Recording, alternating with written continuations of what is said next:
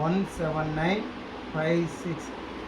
சரி, இதை சம்மு, இதைத்தான் நம்ம போட போகிறோம். இப்படி வச்சுருவோம்.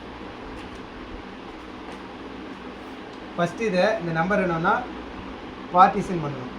இங்கிருந்து 2 2 1 2 1 1 2 1. அப்போது 1,79,56. இதுதான் சம்.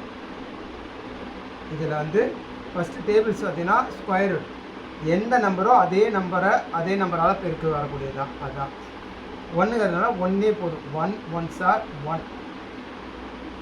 1 போனால் 0. அது போட வேண்டிய அவசியம் இல்லை.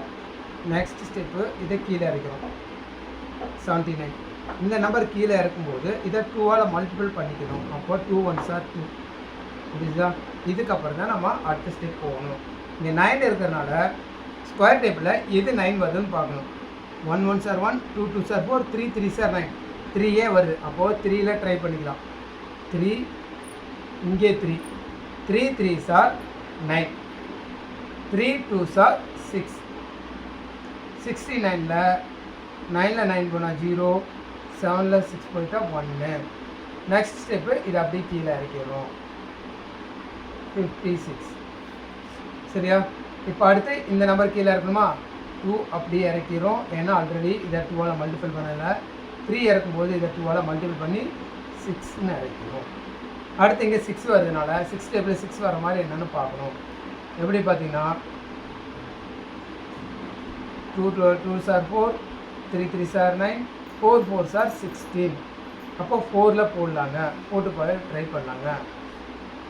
4 இங்கே 4 4 4s are 16. Balance 1 4 6 are 24 plus 1 25 5. Balance 2 4 2s are 8 8 plus 2 10. So balance 0. Answer 134. இது ஆன்சர். இது வந்து 134 ஸ்கொயர் அப்படின்னு சொல்லி போட்டிங்கன்னா உங்களுக்கு 17956 வரும். ஓகேயா?